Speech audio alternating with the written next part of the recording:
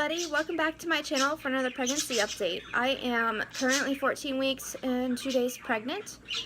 As you may all know, that I am starting to do my weekly pregnancy updates. Just a couple days late because usually my weekends are pretty busy. So let's just start off from how I'm feeling and what has been going on with my symptoms and all that good stuff.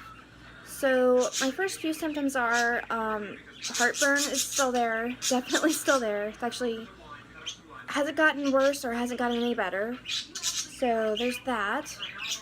My my lower back, especially today, I have noticed it's hurting really bad. I think it's just because of my sleep position last night. I didn't sleep very well last night in the first place. So I think that's probably got to do with it and the pregnancy as well. But that's another one, and I have more like emotional symptoms than physical symptoms now, so it's kind of flip-flopped. So I have been extremely emotional lately. It's been kind of hard the past few days, actually. I've just been very emotional, you know, just about pretty much everything. As you guys may all know, you guys know how it is. Pregnancy's hard when it comes to emotions. It's just hard in general. But I know I'm originally a pretty emotional person, so it's amplified. so yeah, there's that. As far as symptoms go, I'm actually getting varicose veins in my legs, but not too bad. That was something that I haven't noticed with my first pregnancy. I didn't actually get those the first time around. So that's something that's brand new. I haven't gotten any new stretch marks yet. Everything, you know, I still have a bunch of stretch marks from my first pregnancy as well. So nothing has really changed there. But my morning sickness has almost disappeared. But the past couple days, I've been having like digestive issues. It has to relate to constipation. As you ladies all may know, that's a very common symptom with pregnancy, and it's awful. That's something I've struggled from day one. So, yeah, that's pretty much it. But the digestive issues, actually, it's causing me to feel like nauseous and queasy and stuff. So it doesn't help. I have been eating a little bit of my last favorite foods lately, and I don't think, just to kind of enjoy my last ice cream, my last piece of cake, because this week, this Wednesday, I'm going to be tested for gestational diabetes. And if you guys don't know, like I said in my previous videos, I had gestational diabetes in my first pregnancy. So it's just, you know, it's more likely to happen again. So yeah, like starting from today and tomorrow, I'm cutting back everything because I'm starting to feel kind of bad, you know, after certain things that I eat, you know, just like I've already cut out potatoes and starch and stuff, and I have been really thirsty as well. I always have to have a bottle of water with me at all times. But, you know, that's just something that's pretty normal, I think. I'm pretty nervous about getting gestational diabetes again. But honestly, I can say that with my first pregnancy and my experience with gestational diabetes, it wasn't all that bad. It was just, you know, cutting out, you know, pasta, breads, potatoes, you know, stuff that has a lot of carbs and sugars in it, and that also includes ice cream, cookies, and cake. So, but I actually have felt the healthiest when I was pregnant, so that's kind of my goal this time around now. You know, starting this week, I'm going to start cutting everything out, because I have been feeling like crap. I'm starting to feel the things that I have been eating is affecting me. I mean, they say if you eat crap, you're going to feel like crap. So, it's, you know, it just helps too. Eating healthy and just taking a walk, it boosts your mind, and it helps. Like if you're feeling gloomy or something, eat an apple and go out for a walk, because you know that's what helps me. So I think that's pretty good advice. You know, when you start feeling gloomy or emotional, and you just need to get outside, even if it's really hot or really cold. Personally, I don't like going out for walks when it's like 90 degrees, so I kind of stay in because I get overheated really quickly, and I have a tendency to faint sometimes in heat. So I'm just trying to avoid that.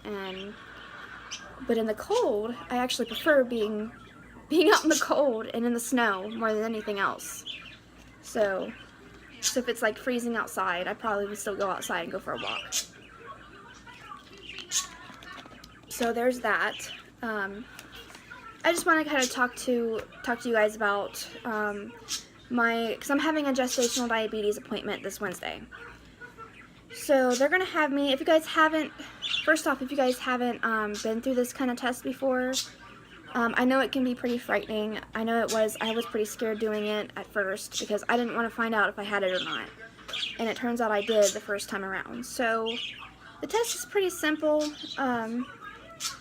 You wake up in the morning and you drink a sugar drink on an empty stomach, and first thing in the morning, which that's really hard for me because it makes me feel sick. It makes me feel like I'm gonna throw up. And then it says, like, it even says here, it's best tolerated when cold. So I had it in the fridge.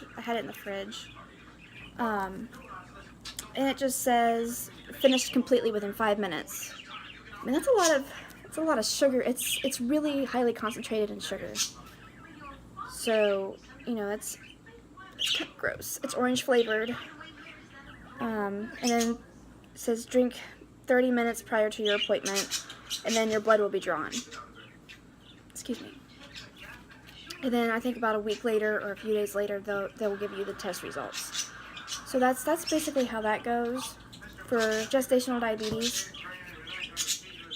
And then I'll probably make like a separate video on like my diet, what I'm gonna do, like exercising and all that good stuff when I am diagnosed with it, or even before I'm diagnosed with it, because I know what it's like. Okay, so enough about that. I'm gonna talk about week 14, like I'm gonna read in this book. Okay, so it says here, week 14, beginning of the second trimester. So, I mean, like I said in like the last week's video, that I was officially in the second trimester, but usually it's like 13 weeks and like 2.5 days or something like that. So I'm actually going to consider myself officially 100% in the second trimester this time. Just, you know, just because it's more accurate, and it's my first full week in the second trimester. So, anyway, it says, beginning in the second trimester, fetuses, like the children that they'll eventually become, start growing at different paces, some faster than others, some more slowly. Despite the differences in growth rates, all babies follow the same developmental path in utero. This week, that path is leading your baby, who is about the size of your clenched fist, which it also says here it's about the size of a large lemon, toward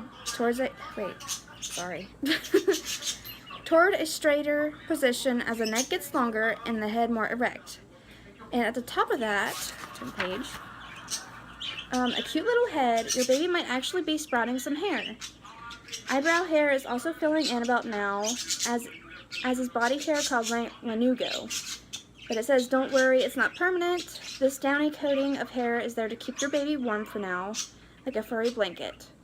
As baby fat accumulates later on in your pregnancy, most of that hair will be shed through some babies. Oh my gosh, pregnancy brain is real, guys. I'm serious. Like, I have been so forgetful. And I'm reading things wrong now. So it's real. It's definitely real. So anyway, it says, though some babies, especially those born early, still have a temporary fuzzy coating at delivery. So, you know, that's just to keep them warm. There's nothing to be worried about. So, I don't know if you guys have heard, like, the wives' tale. If you have a ton of heartburn, your baby's gonna have a lot of hair. I've actually asked my doctor about it, and he said that's not true. it's all got to do with the hormones and your uterus putting pressure on your stomach and stuff. So that's more, you know, reliable evidence, I think. And your baby's gonna have hair eventually. Some babies don't have hair at all. But yeah, that's something I've heard from my doctor. So that is pretty much it for 14 weeks. I'm trying to think if there's anything else I missed. If there's anything else that you guys want to know in my vlogs, please let me know, and I will include them. Because I think I pretty much covered just about everything. Yeah, I think that's it, yeah. So, it's bump time, so I'm going to show you my baby bump. Alright, so here is week 14 of my baby, and as you can see, I am really popping out this week. I mean, I'm pretty sure most of it, not most of it, some of it's bloat too. There's always going to be bloat there, but it's the front view, another side view. But yeah, that's definitely much bigger than last week. I don't know, what do you guys think? I think so. I actually look pregnant now. Yeah, it's so cute. I'm just happy that I'm finally showing. So guys, that is it for my week 14 update. I hope you guys enjoyed it. Please leave a comment, subscribe, give me some advice if you'd like about my symptoms. If you have anything, let me know. And I will do another update next Monday probably around the same time. I don't know. Depends on how my day goes. But I hope you guys all have healthy pregnancies and you guys have a great day, a great week. And I'm looking forward to another update. I hope you see you guys soon. Bye-bye.